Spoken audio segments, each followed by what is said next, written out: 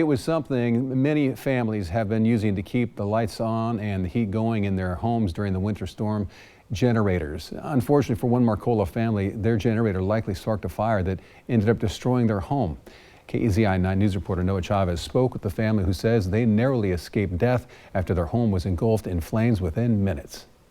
A family who lived here has now been forced out of their home after an early morning fire almost took their lives. Officials think a generator is to blame.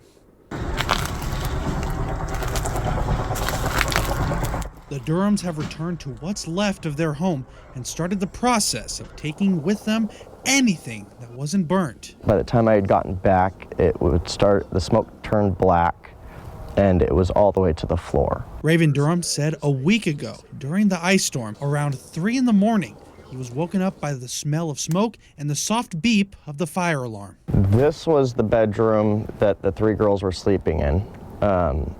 My fiance she had the bright idea of making them a fort to try and contain their body heat. So I think that kept a lot of the smoke away from them. The whole ceiling was on fire before any smoke detectors was going off, because smoke rises. So basically we had fire above us before we even realized. Durham was able to get all of his family, including 4 kids, out safely. Unfortunately, his senior dog didn't make it out.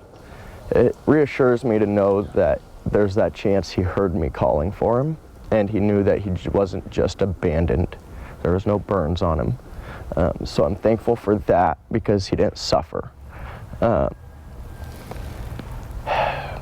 Once the fire was put out, a cause was quickly investigated, and all fingers point to the charred remains of a generator, which had been running due to the power outages. There's not enough of it left for them to be able to say, it was a fuel leak, or, it was, an electrical problem, or, because everything it's completely melted. The Durhams are now having to live with family outside of Marcola, warning others to keep a careful eye on their own generators. If I had to say anything, I would ignore that warning label that says not to put it in rain, and I would get it as far away from your house as you possibly can. It's no secret that a lot of families have become dependent on generators, and with that comes a warning to properly maintain and use them. I'll show you how coming up at 5. Reporting in Marcola, Noah Chavez, KEZI 9 News.